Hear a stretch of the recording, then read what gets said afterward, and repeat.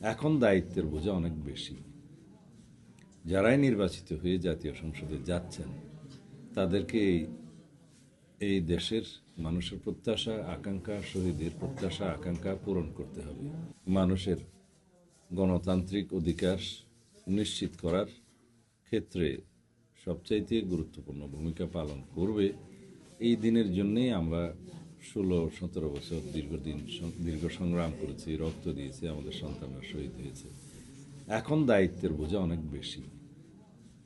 যারাই নির্বাচিত হয়ে জাতীয় সংসদে যাচ্ছেন তাদেরকে এই দেশের মানুষের প্রত্যাশা আকাঙ্ক্ষা, শহীদের প্রত্যাশা আকাঙ্ক্ষা পূরণ করতে হবে এবং সত্যিকার অর্থে একটি শক্তিশালী গণতান্ত্রিক রাষ্ট্র বিনির্মাণ করতে হবে।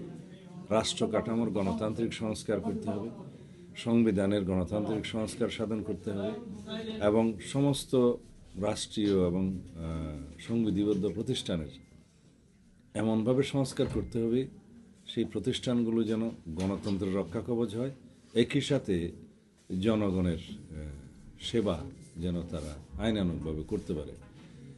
সর্বোপরি বিচার বিভাগের স্বাধীনতা নিশ্চিত করা, তত্ত্বাবধায়ক সরকার পদ্ধতি ফিরিয়ে নিয়ে আসা, সত্যিকার স্বাধীন নির্বাচন কমিশন গঠন করা এবং সত্যিকার গণমাধ্যমের স্বাধীনতা নিশ্চিত করা। এর মধ্য দিয়ে একটি দুর্নীতিমুক্ত সাম্যের বাংলাদেশ গড়ে উঠবে।